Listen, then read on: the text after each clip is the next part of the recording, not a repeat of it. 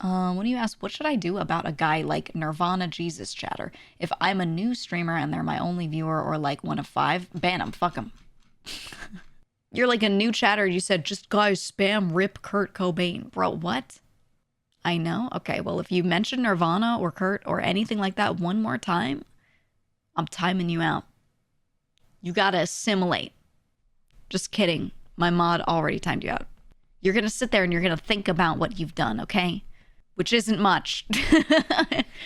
Just not getting the vibes, okay? And you're gonna listen to what I'm saying and you're gonna see what the chat's saying and then you're gonna join the conversation after, okay? You're not gonna be the guy standing in the corner going, while we're all having a conversation about one thing, you're not gonna be like, how about the Jets last night? Okay? If you don't like someone's vibe, they're not getting it, they're saying stuff in chat that just throws it off, then you ban them. What do you mean? If you enjoy them and you want to talk to them, then you don't.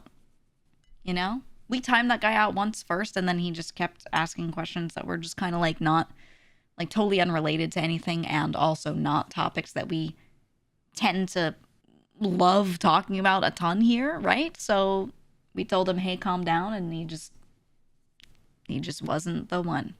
Yeah, exactly what Cyclone said. If you're streaming like 5 people, 3 people, and it's just you and 2 people that are actually chatting, and you and those 2 people are talking about Yu-Gi-Oh! Because you're playing Yu-Gi-Oh! On stream, and someone keeps coming and talking about not Yu-Gi-Oh! And you're like, hey, we're talking about Yu-Gi-Oh!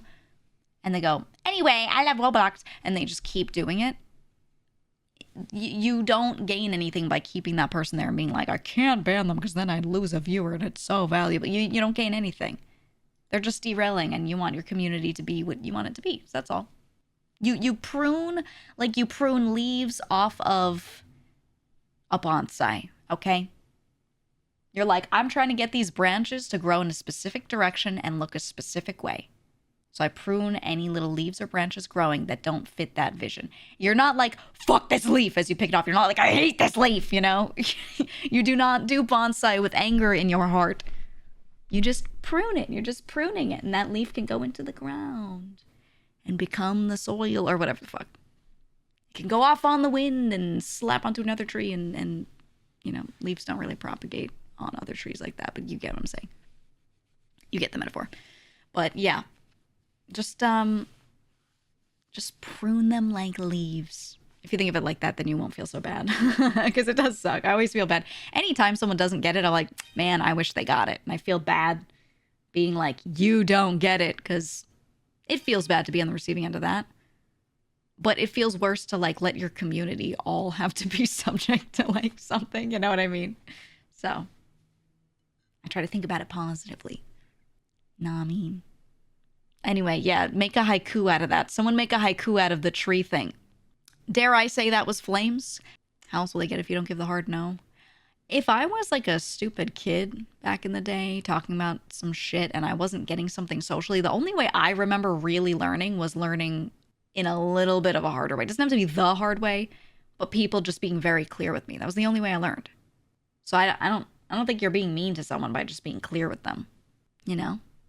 And yeah, and there are plenty of times we've either timed someone out or just kind of told them, hey, do this thing or adjust this. Hey, man, calm down on that or whatever. And they did, and they had a great time and stayed, you know?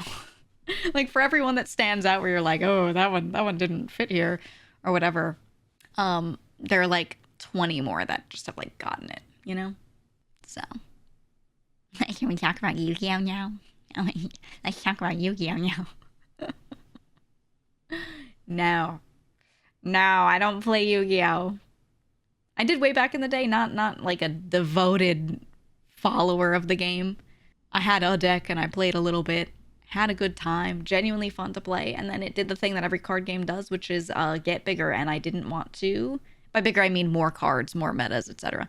And I didn't want to keep up with it. I didn't have it in me. So I said, nah. That's all. That's all. To grow a big tree, some leaves may need to be cut. They will make a good soil combo. I like that. Cringe viewer pulls up. I want it to be more about the leaves. The leaves. Oh, here's a good one. A good haiku. The leaves in the trees. They whisper, Nirvana rules. I reach for my axe.